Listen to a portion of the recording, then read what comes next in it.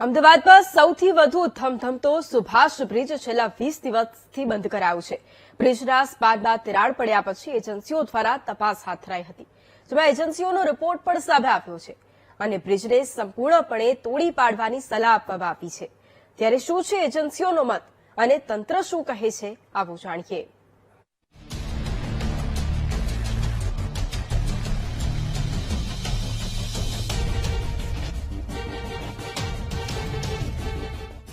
રોજ લાખો વાહનોની અવરજવર, રોજ લાખો લોકો જે બ્રિજ પરથી પસાર થતા હતા, તે સુભાષ બ્રિજ હવે 1-2 મહિના માટે નહીં, પરંતુ 1-2 વર્ષ કે તેથી પણ વધુ સમય માટે બંધ રહી શકે છે।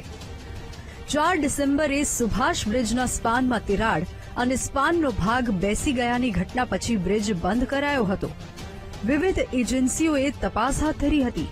બ્રિજના રિપેરિંગ માટેની વાતો પણ થઈ, પરંતુ કન્સલ્ટન્ટ એજન્સીઓએ બ્રિજને તોડી પાડવાની સલાહ આપી।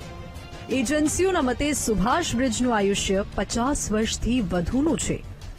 જૂની ટેકનોલોજી અને ટ્રાફિકના વધતા ભારણને કારણે આ બ્રિજને તોડવાનો જ બેસ્ટ વિકલ્પ છે।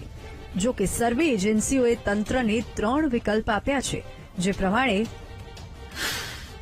બ્રિજને તોડી પાડવો, બ્રિજનો જે ભાગ ક્ષતિગ્રસ્ત થયો છે એ સ્પાનની નીચે વધારાનો એક પિલર ઉભો કરીને મજબૂતાઈ આપવી, બ્રિજનું ઉપરનું તમામ સ્ટ્રક્ચર નીચે ઉતારી સ્ટીલનું સ્ટ્રક્ચર બનાવી બ્રિજને ચાલુ કરવો।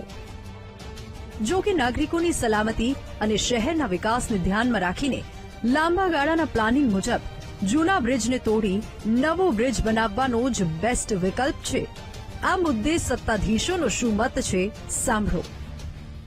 અમદાવાદ મહાનગરના રોડ એન્ડ બિલ્ડિંગના અધિકારીશ્રી, કમિશનરશ્રી અને રાજ્ય સરકારના આરએનબીના અધિકારી સોળે હાલ ચર્ચા વિચારણા ચાલી રહી છે। રિપોર્ટના આધારે આગામી સમયમાં કેટલો સમય બંધ રાખવો એનો નિર્ણય કરવામાં આવશે, પરંતુ હાલ રાજ્ય સરકાર જોડે એનો પરામર્શ ચાલી રહ્યો છે। બ્રિજને તોડીને નવો બનાવવો કે નહીં, હજુ તો તેના પર સત્તાવાર મહોર નથી લાગી, પરંતુ તંત્ર સરકાર સાથે ચર્ચા કરીને અંતિમ નિર્ણય લેશે। જ્યારે નિષ્ણાંતોના મતે બ્રિજને તોડીને નવો બનાવવો એક સારો ઓપ્શન છે। તેવામાં જોવાનું એ રહેશે કે અમદાવાદીઓને સુભાષ બ્રિજ બંધ થતા કેટલા સમય માટે વૈકલ્પિક રૂટ પરથી પસાર થવું પડે છે, ક્યાં સુધી ટ્રાફિક જામની સમસ્યાનો સામનો કરવો પડે છે। સંવાદદાતા પાર્થ જાની સાથે દીપક સોલંકીનો રિપોર્ટ, વીટીવી ન્યૂઝ, અમદાવાદ।